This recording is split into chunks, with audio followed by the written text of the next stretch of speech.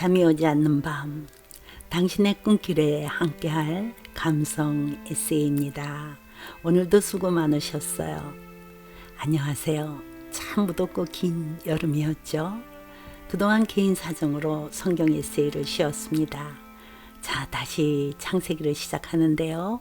오늘은 창세기 26장입니다. 요절은 창세기 26장 24절. 그 밤에 여호와께서 그에게 나타나 이르시되 나는 내 아버지 아브라함의 하나님이니 두려워하지 말라. 내 종 아브라함을 위하여 내가 너와 함께 있어 내게 복을 줘 내 자손을 번성하게 하리라 하신지라. 창세기 26장 근심의 원인. 인간의 근심은 어디에서부터 오는가? 인간의 문화가 발전될수록 인간이 마음의 평화를 잃는 것은 무엇 때문일까?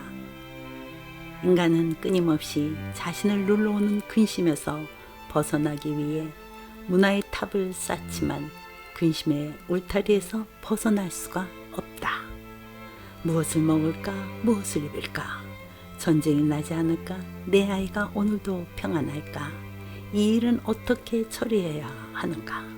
지구가 멸망하지는 않을까? 병들어 죽는 것은 아닐까?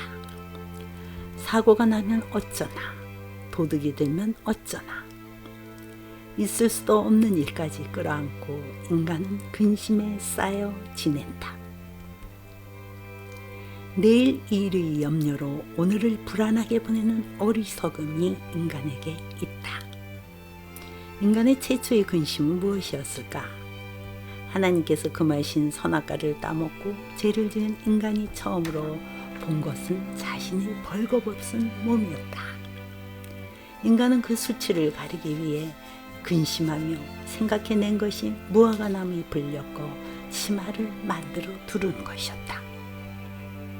인간이 자기 기만에 대한 근심이 인간 최초의 근심이었던 것이다.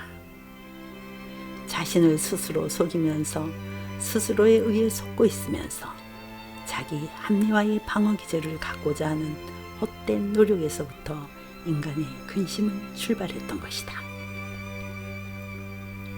아브라함 때 첫 흉년이 든 것처럼 이삭 때 또 흉년이 들어 이삭은 그랄로 갔다. 그랄에 머무는 이삭에게 하나님께서 애굽으로 내려가지 말고 내가 내게 지시하는 땅에 거하라고 명령하셨다.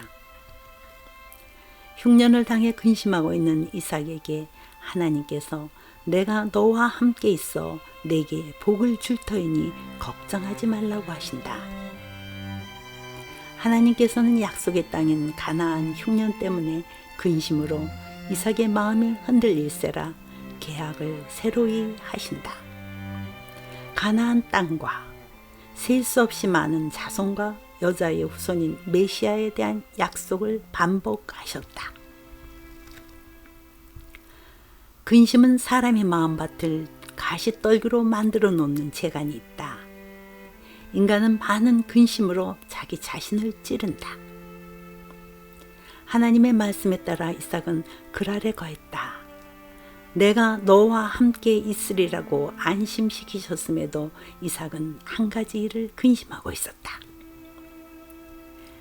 인간에게는 누구에게나 취약점이 있다. 신앙에 있어서도 어떤 면에서는 믿음이 강하고 어떤 면에서는 약하여 그 부분에서는 하나님이 함께 하심에 의욕을 가질 수도 있다. 이삭은 하나님께서 자신에게 복을 주시리라는 것과 자손의 번성과 땅의 축복을 믿었다. 영적 계시에 대한 믿음이 있었던 것이다. 그러나 육적인 인간관계 속에서는 하나님의 능력에 대한 믿음이 부족했다. 그는 아내를 그랄 사람들에게 누이라고 했다. 아리따운 그녀로 인해 자기의 목숨이 위태해질 것을 염려해서였다. 그러나 그러한 사실은 블레셋 왕 아비멜렉에게 적발되었고 자기 기만의 대가로 그는 아비멜렉에게 질책을 들어야만 했다.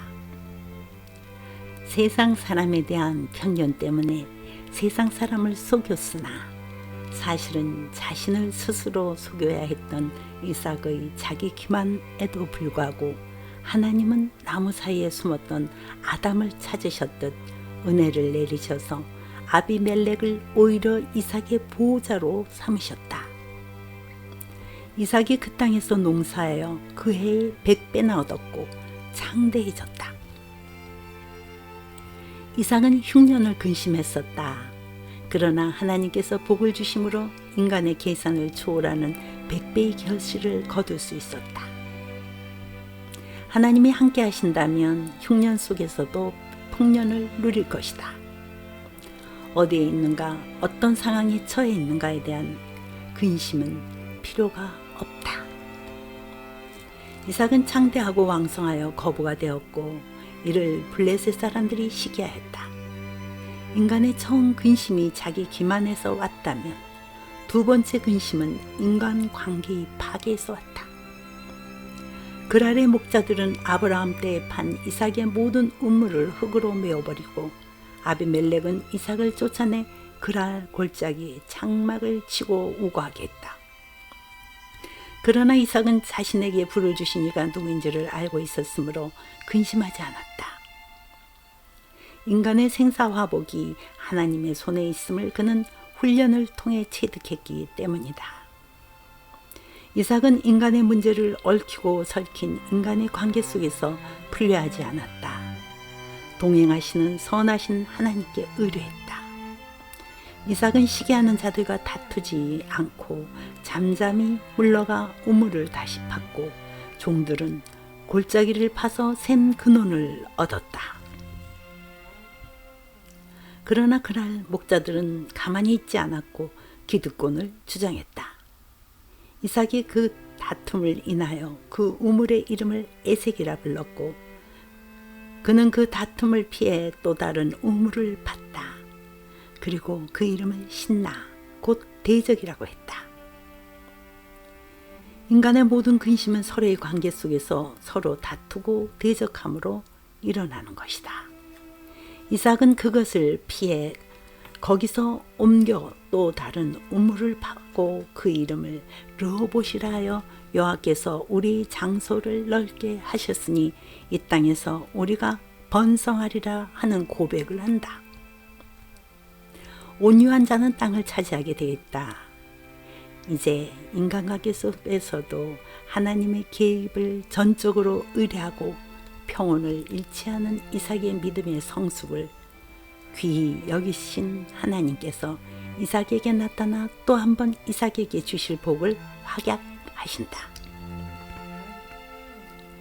이삭은 브엘세바에서 단을 쌓고 여호와 이름을 불렀고 장막을 쳤다. 그 종들이 거기서 우물을 팠다. 인간의 방해와는 상관없이 왕성해가는 이삭에게 아비멜렉이 찾아왔다. 그리고 아비멜렉이 말했다.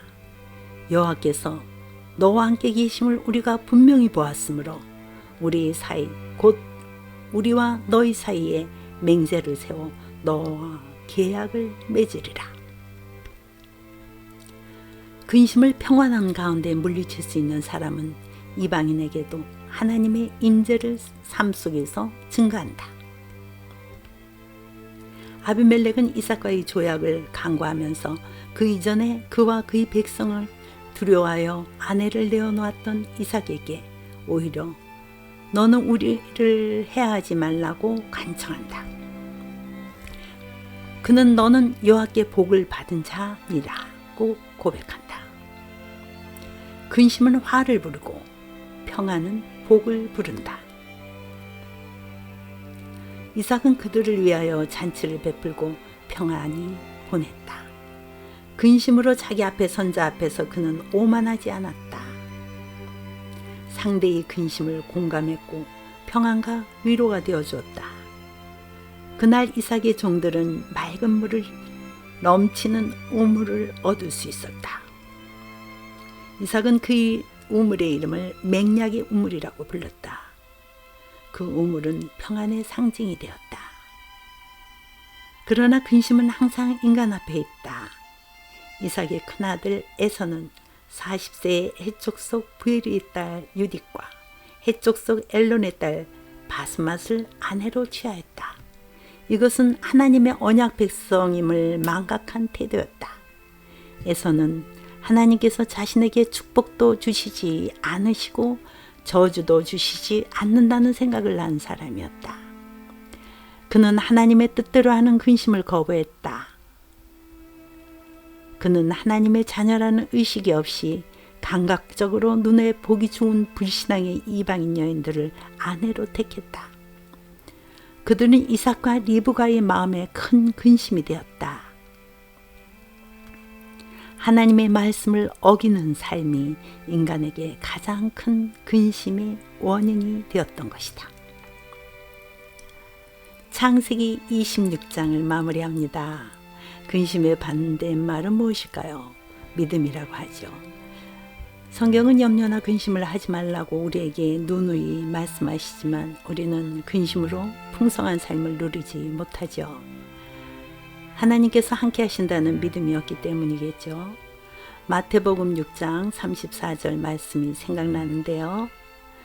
그러므로 내일 일을 위하여 염려하지 말라.